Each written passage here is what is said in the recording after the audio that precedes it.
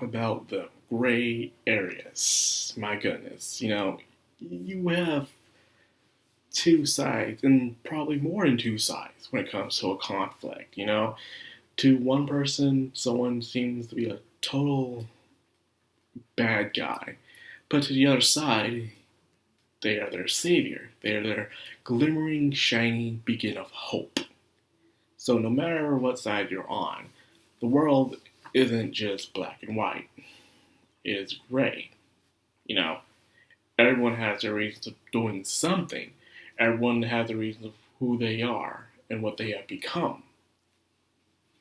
But however, mankind doesn't have the time or patience to really dig that deep into that perspective. All they know is that you are my enemy, therefore I must be rid of you. A lot of never ending conflict in human history has gone by with that ideal. Now, in this episode, it was really based into really two parts, two or three. I want to try to do two max. Is the confrontation after the entire forest incident? How everyone's feeling about it. The leader feels like she wanted to keep her ideals of being human, that do not let the powers to defy you, to find a way for the humans to not fall into their greed and lust and temptation because of these wishes granted by the coins. Well, not granted by the coin themselves, more as the alien dude. However, after seeing this, she felt like even though it wasn't her idea, she had no knowing about it, she still felt responsible as a leader. Meanwhile, we also had Yuto and Isawa, where those two were more skeptical about Soichi and Claire. How it's they were already used to killing, how they're so calm about it, or how Soichi's memories seem to be mixed up. Because we have someone who was there who saw you playing with a bunch of children during cram school back then. But Soichi sees it a different way. If it was just him, clearly something's wrong there. Something doesn't seem right. So of course, it's obvious that those two seem to be out of place.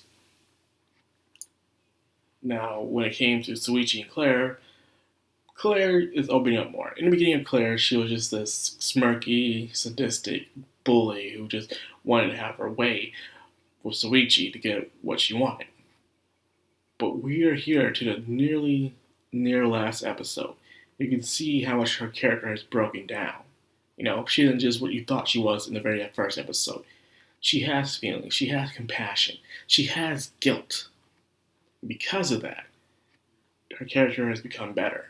She my image of her from the very first episode is completely different of her now. I thought she was the one who was willing to get away with anything, but she knows she dug a hole too deep. And she's too obsessed with finding the truth to the point where she can't help it. She knows what she does bad, she wants to go through it. And if she does stop, well, what was the point?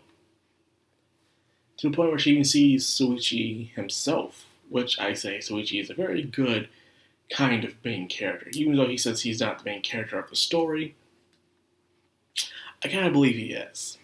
That's probably what he says. I hate when some writers do that, but he is.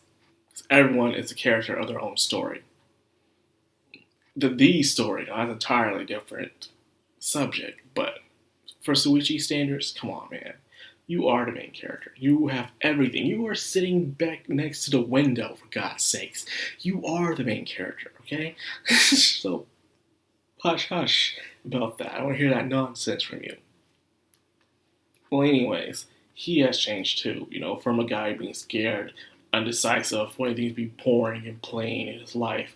But now he has motivation. He's willing to take that step further forward, even if it means doing something as bad as burning an entire forest of people in there.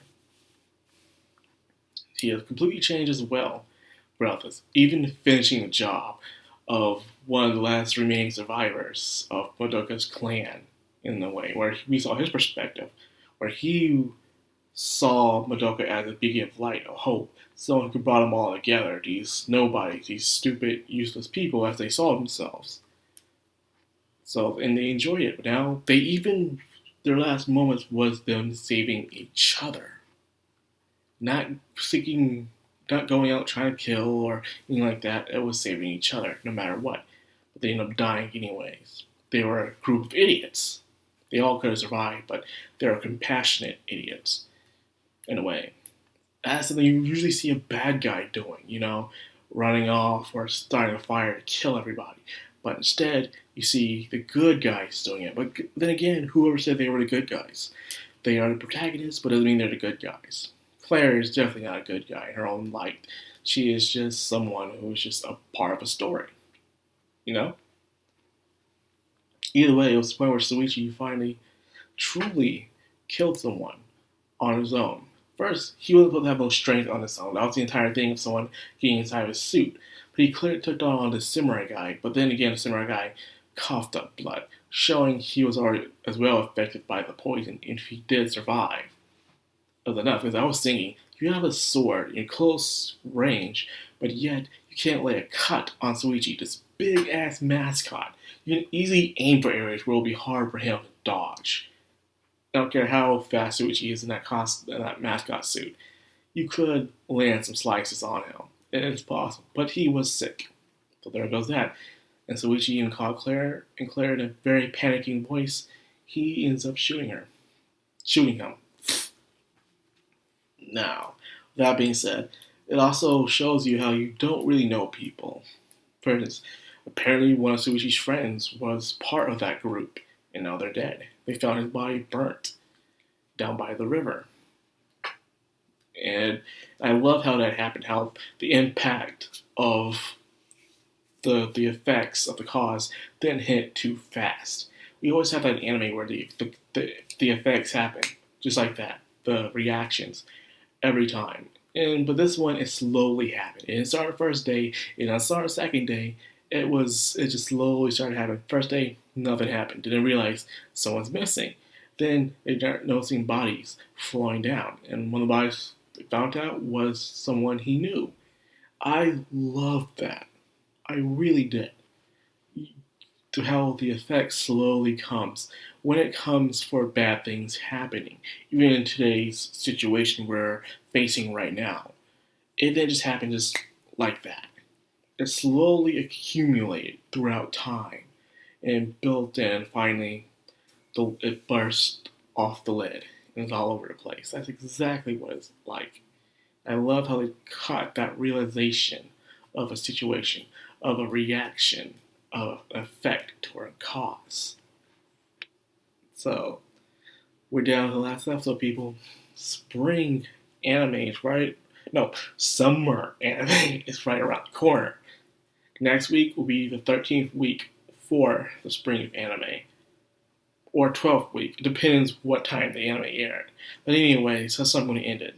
We got one more episode of this, ladies and gentlemen. Let's see how it finally ends. Will it just be a resolution, a resolve episode where everyone's getting their feelings together and then they show what happens? Or will it be to the background, to mysterious characters that shows up in Shuichi's photo that Elena had? In a way, she felt like she started all this, in a way, when she was talking to the alien some time long ago.